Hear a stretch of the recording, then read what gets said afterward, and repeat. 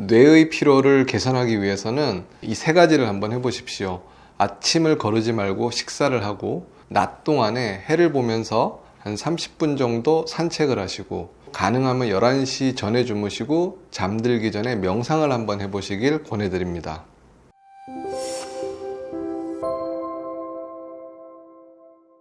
저희 채널을 구독하시는 분들께서 최근에 많이 하시는 질문 중에 뇌 피로를 풀 수 있는 방법에 대해서 구체적으로 설명을 해달라는 요청이 많아서 이번 영상에서는 이 부분에 대해서 조금 더 디테일하게 말씀을 드리겠습니다.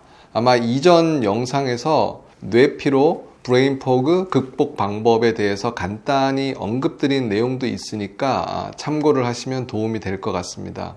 뇌의 피로를 줄여주는데 도움이 되는 생활 습관에 대해서 한번 알아보겠습니다. 첫 번째는 아침을 거르지 말자입니다. 뇌가 피로한 사람은 아침에 눈을 떠도 머리가 맑지 않고 책을 봐도 집중도 잘 안 되고 업무를 할 때 능률도 많이 떨어지게 됩니다. 이런 상황에서 학교를 가거나 출근을 해서 일을 시작하게 되면 판단력도 사고력도 기억력도 좋을 수가 없습니다. 물론 여러 가지 원인이 복합적으로 작용을 하겠지만 가장 기본적으로는 뇌가 사용할 에너지가 없기 때문입니다. 즉 피로해진 뇌에 연료가 모자라기 때문입니다. 이 뇌의 유일한 에너지원은 포도당입니다. 이 뇌 기능은 식사를 하고 나서 2시간 정도 지나면 가장 활발해집니다. 혈액 속에 포도당이 늘어나게 되면 FGF라는 파이브로블라스트 그로스 팩터라는 성장 인자가 증가를 해서 뇌 세포가 활성화되는데 특히 뇌 중에서도 해마의 활성화가 두드러집니다. 이 해마는 측두엽 안에 위치하는데 뇌에서 신경세포가 새로 생성되는 몇 안 되는 영역 가운데 하나로 새로운 사실을 학습하고 기억하는 기능을 하는 중요한 기관입니다. 그래서 해마의 기능이 떨어지면 새로운 정보를 기억을 하거나 처리하는 데 문제가 생깁니다. 그 알츠하이머 같은 뇌질환에서도 가장 먼저 손상되는 뇌 부위가 바로 해마입니다.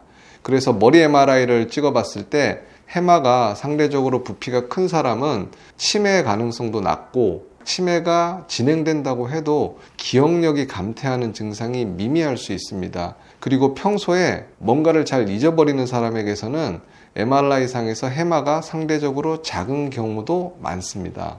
뇌피로를 개선하기 위해서 아침 식사를 통해 포도당의 공급이 중요하다는 말을 하다가 이야기가 잠시 옆으로 세웠는데요. 다시 본론으로 돌아와서 식사 후 2시간 정도가 지난 시점에 FGF는 평소보다 한 7배까지 증가를 한다고 하는데 이때 FGF가 해마의 뇌 신경세포를 자극하게 되고 그러면 기억력이 좋아지고 수리력과 창의력도 좋아지게 된다고 합니다. 그래서 식사를 마치고 좀 휴식을 취한 다음 2시간 정도 뒤부터 공부나 업무를 하게 되면 평소보다 능률이 좋다고 느끼는 경우가 많은데 이런 이유 때문에 오전 10시에서 11시경에 업무가 가장 효율적이게 되는 것입니다.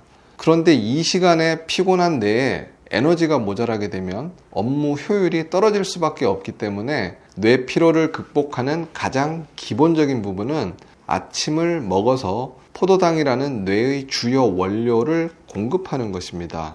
이 이야기를 들으면 당장 아침을 먹어야겠다고 생각을 하시겠지만 사실 현대인들이 아침 밥상을 차려서 먹는 것은 쉽지 않습니다. 물론 영양분이 골고루 포함된 식사가 가장 좋겠지만 만약 상황이 여의치 않는다면 빵이나 콘프레이크, 샐러드 등의 간단한 아침 식사도 뇌 피로를 해소하는 데 많은 도움이 될 수 있습니다. 최소한 아침 시간의 공복 상태는 피하는 것이 필수적입니다. 두 번째 방법은 해가 떠 있는 동안 산책을 통해서 세로토닌을 합성하자입니다. 비가 오거나 날씨가 흐리면 우울한 기분이 드는 경우가 많습니다. 그 이유는 세로토닌과 연관이 많기 때문입니다. 왜냐하면 행복 호르몬이라고 부르는 세로토닌은 빛이 우리 눈의 망막을 통해 뇌로 들어올 때 합성이 되기 때문입니다. 뇌에서 생성된 세로토닌은 각성 상태를 유지하고요. 몽롱한 정신을 깨우고 우리 몸에 활기를 주는 역할을 합니다. 그리고 기억이나 학습의 측면에서 대표적인 신경 전달 물질인 아세틸콜린에 이어서 두 번째로 강한 영향력을 행사하기도 하고요. 그리고 아세틸콜린의 기능을 지원하는 역할도 하기 때문에 뇌의 피로 상태를 개선시키는데 많은 도움이 될 수 있는 것입니다. 그렇기 때문에 해가 떠 있는 동안에 산책이나 조깅을 한번 해보십시오. 눈으로 빛을 받으면 되기 때문에 예를 들어 기미나 피부질환 예방을 위해서 자외선 차단제를 얼굴에 발라도 좋고요. 모자를 쓰고서 햇볕을 받아도 괜찮습니다. 그리고 하루에 한 30분 정도면 적정량의 세로토닌 합성에 충분한 시간이니까 한가한 점심시간을 이용해서 30분 정도 가벼운 산책을 해보면 좋을 것 같습니다. 그리고 세로토닌은 필수 아미노산의 일종인 트립토판을 원료로 해서 만들어지는데, 트립토판은 바나나나 우유, 치즈 같은 유제품이나 콩류에 많이 함유가 되어 있기 때문에 앞서 말씀드린 아침 식사를 할 때 이 트립토판이 풍부한 음식도 첨가해서 드신다면 더 도움이 될 것 같습니다. 세 번째는 11시 전에 취침을 하자입니다. 하루 종일 고생하며 피로해진 뇌의 짐을 덜어주는 것도 중요한데, 뇌를 쉬게 하는 가장 효과적인 방법은 수면입니다. 특히 잠이 들고 나서 90분 정도의 시간이 난렘 수면으로 가장 깊은 수면을 취할 수 있는 시간입니다. 이 시간이 뇌의 피로회복과 원활한 호르몬 분비, 그리고 자율신경의 휴식에 가장 중요한 시간입니다. 특히 수면을 취하는 동안 분비되는 호르몬은 밤 10시에서 새벽 2시 사이가 가장 원활하기 때문에 가능한 한 밤 11시 전에는 꼭 취침을 하는 게 좋습니다. 최근에 논문 중에 깨어있는 동안 손상되는 신경세포의 DNA를 수면을 하는 중에 복구시키는 단백질을 소개한 논문이 있습니다. 이 논문에서는 이 수면이 신경세포의 손상을 회복하는데 중요한 영향을 준다는 메시지를 주고 있는데 한번 참고해 보십시오.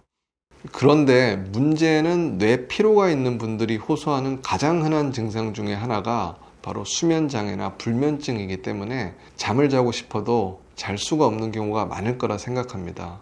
사실 힘들기는 하지만 이 또한 극복해야 하는 부분인데요. 아침 식사를 하고 낮 동안 해를 보면서 산책도 하고 잠들기 전 명상도 같이 한번 해보시길 권해드립니다.